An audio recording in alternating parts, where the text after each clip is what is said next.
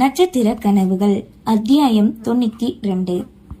யாழ்மதியை பற்றி நினைத்து கொண்டே சாலையில் ருத்ரா நடந்து செல்ல, ருத்ரா ருத்ரா ஒரு குரல் அவளுக்கு பின்னே கேட்டது. யாரது என்ன கூப்பிடுறது நினைத்து திரும்ப புதிதாக ஒருவன் தன் பேர் சொல்லி தன்னை அழைத்து கொண்டு வருவது புரிந்தது. அவளும் அப்படியே நிற்க, ஹாய் ருத்ரா, பார்த்து ரொம்ப நாள் ஆச்சு, எப்படி இருக்கீங்க? மூச்சு வாங்க முன்னே வந்து நின்று கேட்க, ஹலோ யாருங்க நீங்க? கோபமாக முறைப்போடு கேட்டாள். இத சொல்ல மறந்துட்டேன் பாருங்களேன், எனக்கு உங்களை தெரியுங்க, ஆனா உங்களுக்கு தாங்க என்ன தெரியாது. கூலாக கூறவே, பழைய காமெடி நல்லா இல்ல, என்ன வேணும் உங்களுக்கு? நீங்க தான் வேணும் ருத்ரா என்க. அதனை கேட்டு அதிர்ந்தவளோ சட்டென தன் கரங்களை உயர்த்த, ஐயோ வேண்டாம் வேண்டாம் வேண்டாம், அடிச்சிடாதீங்க, அப்புறம் பூ மாதிரி இருக்கிறவங்க கைக்கு வலிக்கும்ல. பயப்படுவது போல் பாவனை செய்து பதறினான். இங்க பாருங்க, இப்படி பேசுறதெல்லாம் எனக்கு பிடிக்காது, ஒழுங்கா உங்க வேலையை பார்த்துட்டு போங்க கூறிவிட்டு நகரவே, ஏங்க ஏங்க அதுக்குள்ள போனா எப்படி, இருங்க, அடுத்த வாரம் என் தங்கச்சி கல்யாணம், அதுக்கு தான் இன்விடேஷன் கொடுக்க வந்தேன். யோ லூஸ் ஆயா நீ, உன்னையே எனக்கு தெரியாது, இதுல உன் தங்கச்சி கல்யாணம்னு என்கிட்ட வந்து சொல்ற? ஆமால, நான் லூசு தான். இந்த சின்ன இதயத்துக்குள்ள நீங்க எப்ப வந்தீங்களோ அப்பவே நான் லூஸ் ஆயிட்டேன். லூசு பெண்ணே லூசு பெண்ணே லூசு பெண்ணே, லூசு பையன் உன் மேலதான் லூசா சுத்துறா என்று பாடவே பொறுமையெல்லாம் பறந்து போக இந்த ருத்ரா யாருன்னு காட்ட நினைத்தாள். நான் யாருன்னு தெரியாம என்கிட்ட ஏன் நீ பாட்டு பாடுற? உன்ன பற்களை கடித்து கொண்டு கூறியவளோ கன்னத்தை நோக்கி கரம் ஓங்க இந்த முறை தடுக்காது கரம் பற்றினான். தன்னவளை தான் தொடும் முதல் தொடுகை, அந்த நொடியிலும் கூட அதனை விழிமூடி ஆழ்ந்து ரசித்தான். கைய விடுறா பொறுக்கி கத்த, இந்த அடிக்கிற வேலையெல்லாம் இப்ப வேண்டாம், நம்ம கல்யாணத்துக்கு அப்புறம் சரியா? அப்ப நீ என்ன அடிச்சாலோ கொஞ்சினாலும் மிதிச்சாலும் இந்த சர்வேஷ் உன்கிட்டதான் என்று அப்போதுதான் அவனின் பெயரையே வெளிப்படுத்தி ஒருமை அழைப்போடு பேசினான். கல்யாணமா? கைய விடுடா. மாட்டேன், விட்டா நீ என்ன அடிப்ப. அடே, நான் மட்டும் இப்ப ஒரு வார்த்தை கத்துனா இங்க கூட்டமே கூடும். கூட்டமா? எங்க? ஆடிக்கு ஒரு தடவை அமாவாசைக்கு ஒரு தடவை ஆளுக வர போற இருக்கிற இந்த இடத்துலயா? இப்ப நான் உன்னை கடத்திட்டு போனாலுமே யாருக்குமே தெரியாது. கடத்திட்டு போகட்டா? குரல் மாற கூறவே புதிதாதவன் என்பதால் உள்ளுக்குள் ஒரு பயம் வெளிப்படுத்தாது. அப்படி மட்டும் நீ பண்ணி பாரு, அப்புறம் தெரியும் இந்த ருத்ரா யார் வீட்டு பொண்ணுன்னு பற்களை அழுத்த கடித்து கூறினாள். உன்னை கடத்தினதுக்கு அப்புறம் நீ யாருன்னு தெரியணும்னு எனக்கு அவசியமே இல்லை செல்லம். உன் அப்பா பேரு நீலகண்ட, அம்மா வள்ளியம்மா, அண்ணன் யோகமித்ரன். இப்ப உன் அப்பா தொழில பாக்குறது உன் அண்ணன் இளையராணி ஒன்னி.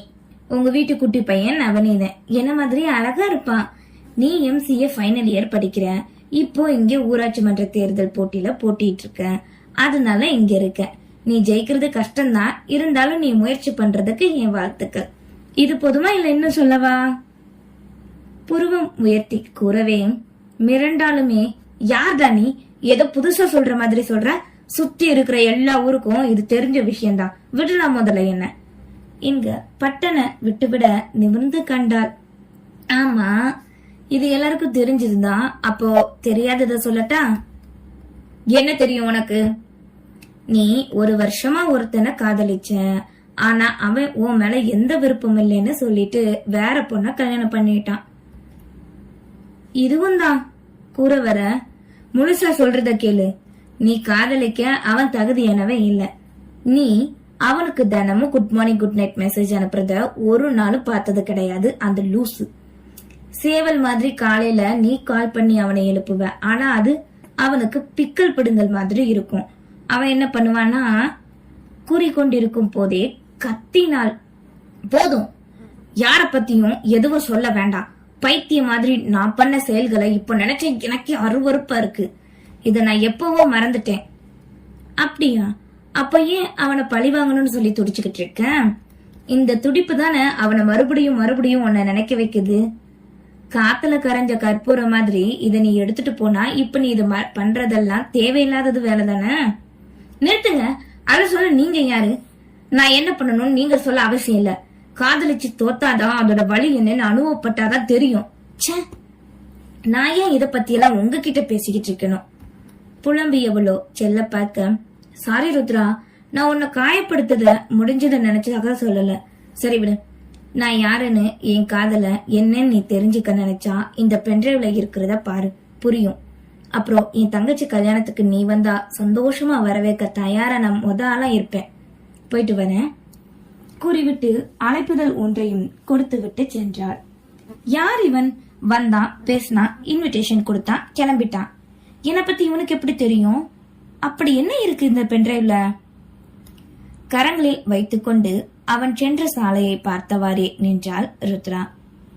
வீட்டுக்கு வந்து படுக்கையில் அசதியோடு விழுந்தவளுக்கு அவன் கொடுத்ததை பார்க்கவே தோன்றவில்லை.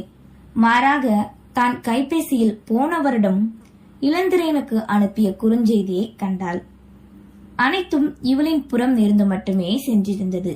அவனிடம் இருந்து ஃபார்வர்ட் குறுஞ்செய்தி மட்டும்தான். அழைப்பு கூட இவளாக அழைத்தாலே தவிர ஒரு நாளும் அவன் அழைத்ததில்லை, ஆசையாக பேசியதில்லை. நான் தான் காதலிக்கிறேன்னு முட்டாளா நினைச்சிட்டனோ? அப்படின்னாலும் ஒரு வார்த்தை எனக்கு புரிய வைக்கிற மாதிரி சொல்லி இருக்கலாம்ல. எந்த எண்ணத்துல நான் பழகுறேன்னு கூடவா தெரியாமல் இருந்திருப்பான்? தெரிஞ்சு ஏன் இப்படி பண்ணா? வேதனையில் சில நொடி கரைந்தாள். பின் என்ன நினைத்தாலோ வேகமாய் தன் கண்ணீரை துடைத்துக் கொண்டு, என் அள வச்ச உன்ன நான் அள வைப்பேன்டா சபதமிட்டு மறுபடியும் வேதாளமாய் மாறினாள். சர்வேஷ் கொடுத்த பென்ட்ரைவோ அவளின் பொருட்களோடு அப்படியே கிடந்தது. சற்று முன் நடந்ததை, அவனை கண்டதை கூட இந்த எண்ணத்திலே மறந்து போனாள். மாலை நேரம் போல் கல்லூரி முடிந்து இளந்திரையனோடு பைக்கில் வந்து தமிழ்ச்செல்வி இறங்க, உள்ளே இருந்த மரத்தின் கீழே அமர்ந்து யாரிடமோ தந்தை பேசிக் கொண்டிருப்பதை இருவரும் கண்டனர். இதோ அவன்தான் என் 2வது பையன், அது என் கடைசி பொண்ணு, காலேஜ் படிக்கிறான் என்க தங்களை அறிமுகப்படுத்தி வருகிறார்கள் என்பதால் அவர்களுமே அருகில் வந்தனர். நல்லா இருக்கீங்களா 2 பேரும்?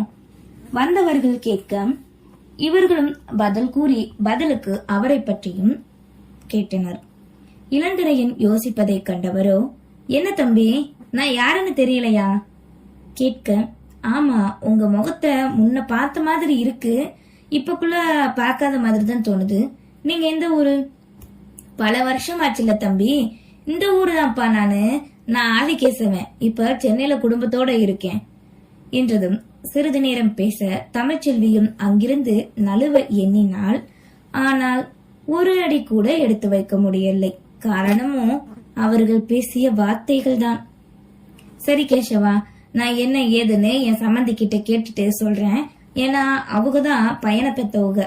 ஆமா ஆமா, கேளுங்க கேளுங்க. சரின்னு சொன்னா நான் ஜாதகத்தை கொடுக்கேன் என்க இளந்திரையன் என்னவென்று கேட்டான். இவர் பொண்ணு சென்னையில காலேஜ்ல வேலை பாக்குதான்ப்பா. இப்ப பொங்கலுக்கு வந்தப்ப நம்ம சம்மந்தி குடும்பத்தை பார்த்து பிடிச்சு போய் அவங்க பையனுக்கு பேசலாம்னு நினைக்கிறாங்க. சம்மந்தியும் நம்ம அப்படித்தானே நினைக்கிறாரு, எதிர்பார்க்கிறாரு. ஆமாப்பா, ஒரே ஊரு தானே, அப்ப நல்லதுதான் என இளந்திரையன் கூற, எப்படி தன்னறைக்கு வந்தோம் என்றே தெரியவில்லை. சிலை என அமர்ந்திருந்தாள் தமிழ்ச்செல்வி. உணவினை கூட காரணம் கூறி மறுத்துவிட, தன் வீட்டிலே அவனுக்கு பெண் தேடி கொடுக்கிறார்கள்.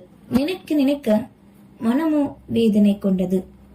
அதே நேரம் தமிழ்ச்செல்விக்கு வழக்கம் போல் ஆதிரனிடமிருந்து குறுஞ்செய்தி வந்து கொண்டே இருந்தது. பார்க்க பார்க்க வேதனை கொண்டவளோ அவனுக்கு அழைத்தே விட்டாள். நீண்ட நாட்களுக்கு பின் அவள் குரல் கேட்கும் ஆர்வத்தோடு பட்டு ஏக்கமாக அழைக்க உருகித்தான் போனாள். இந்த அழைப்பு ஒன்று போதுமே அவன் தன் மீது வைத்திருக்கும் பாசத்தையும் அன்பையும் வெளிப்படுத்த. மேகிட நிகரான அன்பென புரிந்தால் சரிவராது என்ற ஒதுக்கத்தோடு விலகி கொண்டாள். சொல்லுங்க ஆதிரன் என்க. என்ன இன்னுமா என் மேல கோபம் போகல? நான் யாரு உங்க மேல கோபம் பட? அப்படியா? அப்ப ஏன் வாத்தின்னு சொல்லாம ஆதிரன்னு சொல்ற? அப்படி கூப்பிட தோணல. சரி விடு, எப்ப தோணுதோ அப்ப கூப்பிடு. நான் உன்கிட்ட பேசணும்னு நினைச்சது டிஎன்பிஎஸ்சி எக்ஸாம் வருதுல, அதுக்கு தயாரா இருக்கியா? ஹால் டிக்கெட் வந்துட்டா? எக்ஸாம் சென்டர் பக்கத்துலயா இல்ல தூரமாவா? கேட்க அவன் கேட்டதுக்கு மட்டுமே பதில் கூறினாள். மனமும் இதுக்குத்தான் என்கிட்ட பேச துடிச்சானா? ஈக்கம் கொண்டு வாட, அடுத்த செமஸ்டர், அதுக்கப்புறம் ஐஐடி எக்ஸாம், அதனால இன்னும் கொஞ்ச நாள் நீ ஹார்ட் ஒர்க் பண்ண வேண்டியதா இருக்கும். ஹெல்த் பாத்துக்கோ, அதிக நேரம் படிக்கிறேன்னு சொல்லி காய்ச்சல்ல விழுந்துராத என்று இன்னும் அறிவுரைகளை அள்ளி தெளிக்க பொங்கி வரும் அழுகையை கட்டுப்படுத்தி கொண்டு கேட்டாள். சரி, நான் வச்சிடுறேன், குட் நைட் கூறி முடித்து வைக்க படுக்கையில் விழுந்து அழுது கரைந்தாள். தன் மனம் வேறெதுவும் நினைத்து சலனப்படக்கூடாதென நினைக்கிறான் என்பது அவனின் வார்த்தைகளே புரிய, தன் மனமோ அதனை கேட்காமல் அவனை மட்டுமே எண்ணி தவித்தது. யாருக்குமே அவனை விட்டுக் கொடுக்க மனம் வரவில்லை. அவனையும் ஏற்கும் தகுதி தனக்கு இல்லை என நினைத்து கலங்கினாள். இன்னும் முழுதாக நம்பிக்கை பெறாத காதல்தான் அவளுக்குள் முளைத்தது. மறுநாள் யாழ்மதி வேலைக்கு கிளம்பி செல்ல அவளுக்காகவே ஆவலோடு காத்திருந்தது ஒரு வாகனம். நன்றி.